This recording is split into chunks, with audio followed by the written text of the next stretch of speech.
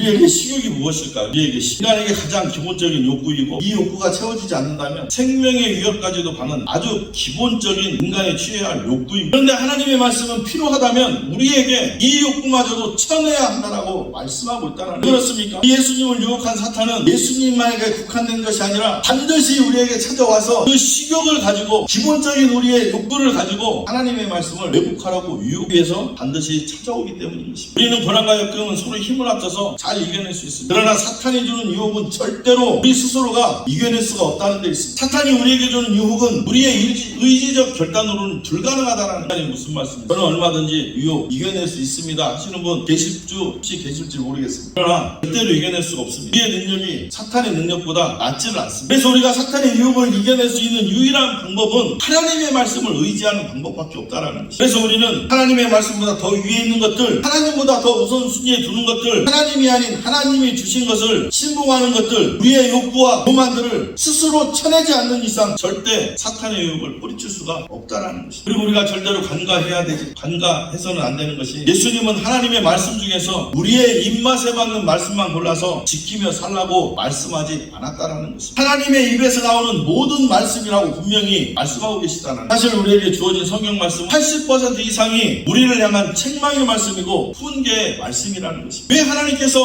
우리에게 주신 말씀이 80% 이상이 훈계의 말씀이고 책망의 말씀이겠습니까? 그것은 하나님께서 우리를 사랑하기 때문입니다. 하나님은 우리를 사랑하시기에 늘 곁길로 나가는 우리의 인생을 책망과 훈계를 통해서 올바른 믿음으로 세워가기 위한 하나님의 사랑이라는 것입니다. 그러면 우리는 성경에서 말씀하시는 모든 말씀을 지켜 행해야 한다는, 물론 우리가 하나님 말씀 따라 지켜 산다는 것이 결코 쉬운 일이 아니라는 거예요. 예수님도 겟세마네 등산에서 자기 목숨까지라도 바치라는 하나님의 말씀에 순종하실 때 아무런 갈등이나 고통 없이 순종하셨던 것이 아니라는 것입니다. 예수님은 십자가에 죽으시기 직전까지 겟세마네 등산에서 이 잔을 내게서 옮겨달라고 하나님 앞에 간절히 기도했습니다. 예수님도 육신을 입었기 때문에 죽음을 피하고 싶었던 거예요. 그러나 예수님은 나의 원대로 마시고 아버지의 원대로 하십시오라며 기도를 끝마쳤습니다. 예수님은 살고자 하는 자신의 욕구를 쳐내면서까지 하나님의 말씀에 순종하셨던 것입니다. 예수님도 이렇게 힘드셨는데 어찌 우리가 하나님의 말씀을 따라 사는 것이 쉽다고 말할 수 있겠습니까? 그러나 분명한 것은 금방 시들어 말라 비틀어질 풀에 지나지 않는 우리 인간은 반드시 하나님의 말씀을 따라 살아야 하며 순종해야 하는 것이 진리라는 것입니다. 이 진리를 잘 알고 있던 다윗 역시도 자발적인 이 베레스 후사를 통해서 하나님이 다윗을 기뻐하지 아니한다 하시면 종이 여기시사오니 선이 여기시는 대로 내게 행하시옵소서라는 고백을 했다라는 것입니다.